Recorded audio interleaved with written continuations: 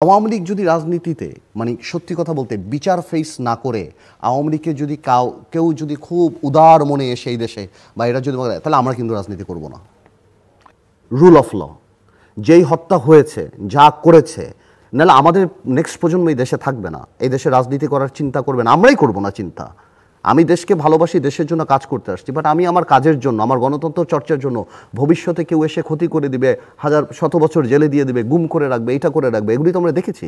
Even কি ক্ষমতা থেকে যাওয়ার পর যেই জিনিসগুলি আমরা দেখতে পাচ্ছি এবং যা হচ্ছে, আমার মনে হয় এই বিচারটা মানে সবচেয়ে বেশি just to create an example যে আগামীতে, এবং এই মাইন্ডসেটের মানুষরা যাতে নেতৃত্বে না আসে। বাংলাদেশের ম্যাক্সিমাম ভালো মানুষরা রাজনীতি করে নাই ভয়ে যে তাদের গুম হতে হবে, তাদের এই হতে হবে।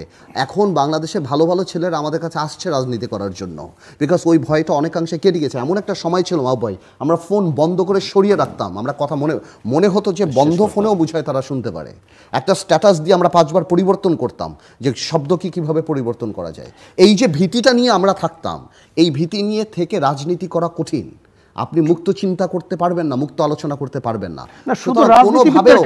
এরপরে যদি কোনোভাবেও এরা রাজনীতি করার স্বপ্ন দেখে, মিটিমিটি করে হাত পাও ধরে কান্নাকাটি করে, এরা ওই চেহারাই ফেরত আসবে, বিকজ এটাই তাদের চেহারা। কোনোভাবেও এই বিচার ছাড়া আপনি যদি আওয়ামী লীগকে এস্টাবলিশ হতে দেন, তাহলে আগামীতে একটা বড় জেনারেশন আর কখনো রাজনীতি করবে না। এবং আপনি যেটা বলছিলেন যে সিস্টেম দরকার, হ্যাঁ সিস্টেম দরকার, কিন্তু একটা করাপ্টেড পারসন তার ইচ্ছা মতো করে কিন্তু সিস্টেমকে করাপ্টেড করবে, ওই সিস্টেমকেই করাপ্টেড করবে।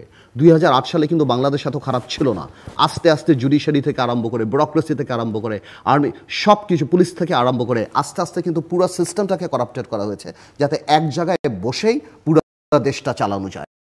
সিস্টেম তো ভালো খারাপ ছিল, কিন্তু ওই সিস্টেমকে করাপ্টেড করেছে। তাই আমি বলছি যে আমি এখনো মনে করি বাংলাদেশকে ভালো করতে হলে ভালো মানুষের রাজনীতিতে আসতেই হবে।